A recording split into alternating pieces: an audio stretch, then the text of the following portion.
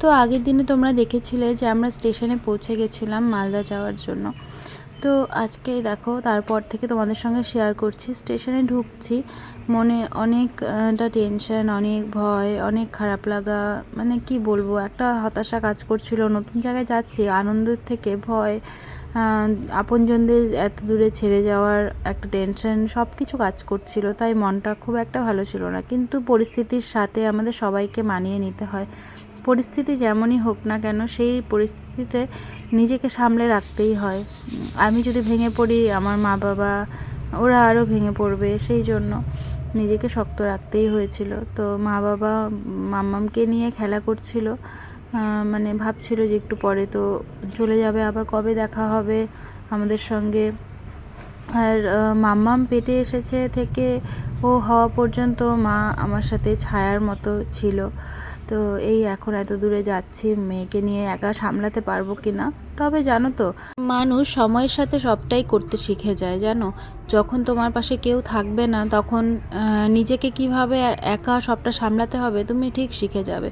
তো আমি জানি আমাকে পারতেই হবে, মাম্মামকে নিয়ে ওখানে ওর বাবার সঙ্গে সব অ্যাডজাস্ট করে থাকতে হবে।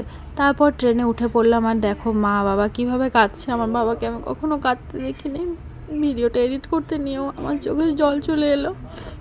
তো যাই হোক, তো খুব কষ্ট হচ্ছিল ওদেরও আমারও, কিন্তু কিছু করার নেই, যেতে তো হবেই।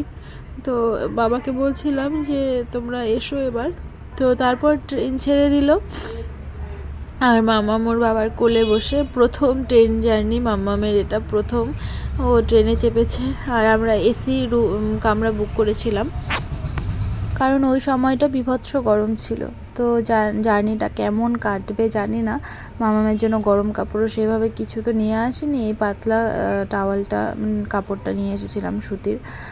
তো দেখা যাক কি হয় না হয়। তারপর পৌঁছে ওখানে আবার গিয়ে রাতে সব কিছু ঠিকঠাক করতে হবে। মানে একার উপরে যে কতটা চাপ, মানুষ ভাবে যে স্বামী সন্তান নিয়ে তো আরামেই আছে, লোকের এটাই ধারণা, কিন্তু কি করে যে সবটা করতে হয়, যে করে সেই জানে, তাই না?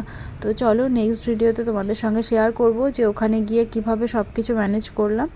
তোমরা দেখতে থেকো, সাথে থেকো। যারা যারা চ্যানেলে নতুন তারা চ্যানেলটাকে সাবস্ক্রাইব করো। আর আমার মাম্মাম কিন্তু ট্রেনে চেপে বেজায় খুশি। দেখো, তখন আমার মাম্মাম সবে 4.5 মাস বয়স।